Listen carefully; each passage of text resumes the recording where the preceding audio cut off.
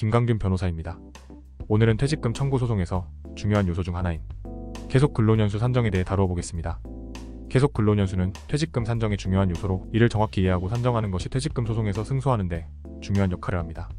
이번 글에서는 계속 근로연수 산정과 관련된 다양한 사례와 법적 쟁점들을 살펴보겠습니다. 계속 근로연수의 정의와 산정 방법. 계속 근로연수는 근로자가 동일한 사용자와 지속적으로 근로를 제공한 기간을 말합니다. 이는 만 1년을 단위로 하여 산정되며 계속 근로기간 동안 근로계약이 갱신되거나 근로 형태가 변경되는 경우에도 포함됩니다. 일용 근로자와 고용 형태 변경. 형식상 일용 근로자로 되어 있더라도 일용 근로관계가 중단되지 않고 계속 근무한 경우나 일용 근로자로서 근무하다가 상용 근로자로 고용 형태가 바뀐 경우 등에는 일용 근로자로 근무한 기간 역시 계속 근로연수에 포함됩니다. 반면 사원으로 입사한 후 상법상 이사나 감사 등 회사의 임원으로 승진한 경우에는 입사일부터 임원으로 취임하기 전까지의 근속한 기간만 계속 근로연수에 해당됩니다.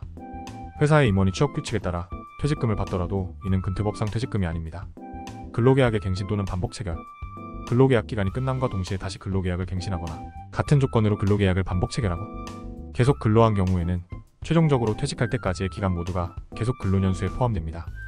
근로계약 갱신, 반복 체결 과정에서 단기간의 공백이 있더라도 계속 근로연수는 통산합니다.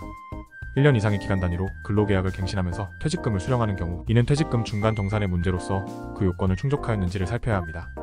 만일 퇴직금 중간 정산이 유효하다면 계속 근로연수는 새로 기산해야 하지만 유효하지 않다면 최초 근로계약일부터 퇴직일까지의 계속 근로연수로 산정해야 합니다. 중간 퇴직 후 재입사. 사용자가 퇴직금 지급 부담을 경감하기 위해 특정 사업 부문을 정리하고 근로자들을 다른 사업부에 배치하기 위해 중간 퇴직 후 재입사 절차를 밟도록 한 경우 근로자는 계속 근무한 것으로 간주됩니다. 중간 퇴직 후 재입사가 사용자 측의 요구에 따른 것이고 근로자는 실질적으로 전후에 걸쳐 근무 내용이나 직위 등의 변동 없이 계속 근무하였다면 비진의 의사표시 또는 통정허위 표시로서 효력이 없습니다. 이 경우 퇴직금 산정을 위한 계속 근로연수는 통산합니다. 반면 근로자가 스스로 사직하고 다시 채용되는 경우나 정년 후 근무를 더하기 위해 촉탁 형식으로 신규 입사하는 경우에는 중간 퇴직 재입사가 자의에 따른 것이므로 유효합니다. 퇴직금 중간 정산. 퇴직금을 중간 정산받고 계속 근로기간을 새로 기산하여 근로를 계속 제공하는 경우 이는 근로자의 요구가 있을 때만 실시할 수 있습니다. 퇴직금 중간 정산은 근로자의 요구가 있어야 하며 사용자의 필요에 따라 실시된 경우에는 유효성을 부인합니다. 계열사 간 전출 전적. 전출은 근로자가 원래 고용된 기업에 소속해 있으면서 다른 기업으로 옮겨 근무하는 것을 말합니다. 이 경우 근로자는 원래 소속한 기업과의 근로관계가 단절되지 않으므로 계속 근로연수는 통산합니다. 반면 전적은 종전 기업과의 근로관계를 합의해지하고 다른 기업과 새로운 근로계약을 맺는 것을 의미합니다. 전적의 경우 근로관계는 단절되며 계속 근로연수도 통산되지 않습니다.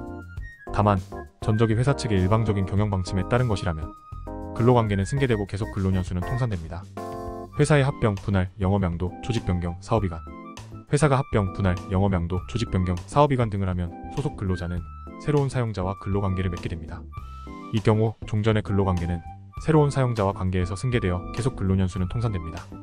다만 근로자가 스스로 퇴직을 하고 퇴직금을 받은 후 다시 근로계약을 맺거나 퇴직금 중간 정산과 근로기간 통산의 선택권을 부여받은 경우 근로자가 중간 정산을 위해 퇴직 후 재입사를 선택했다면 근로관계는 단절됩니다. 기타 사례. 해외 유학, 군복무, 직업훈련, 수습기간, 노동조합, 전임자 근무기간 등도 계속 근로연수 산정 시 고려됩니다. 각각의 사례에 대해 판례와 선례를 참조하여 계속 근로연수를 정확히 산정해야 합니다. 중간 지급 퇴직금의 공제. 계속 근로기간의 단절이 무효가 되었을 때 사용자는 통산한 계속 근로연수에 따라 새로 계산되는 퇴직금에서 중간 퇴직 당시 지급된 퇴직금을 공제하고 나머지 금액을 지급해야 합니다. 이 경우 법정이자 상당액은 부당이득에 해당하지 않으므로 공제되지 않습니다. 결론. 퇴직금 청구 소송에서 계속 근로연수 산정은 매우 중요한 요소입니다. 이를 정확히 이해하고 산정하는 것은 퇴직금 소송에서 승소하는 데 중요한 역할을 합니다. 평균 임금 산정 시 주의할 점과 관련 법률을 충분히 숙지하여 소송을 준비하는 것이 필요합니다. 퇴직금 청구 소송에 대해 궁금한 점이 있거나 도움이 필요하시면 언제든지 저희 법률 사무소에 문의해 주시기 바랍니다. 전문적인 상담과 조언을 통해 최선의 해결책을 제공해 드리겠습니다.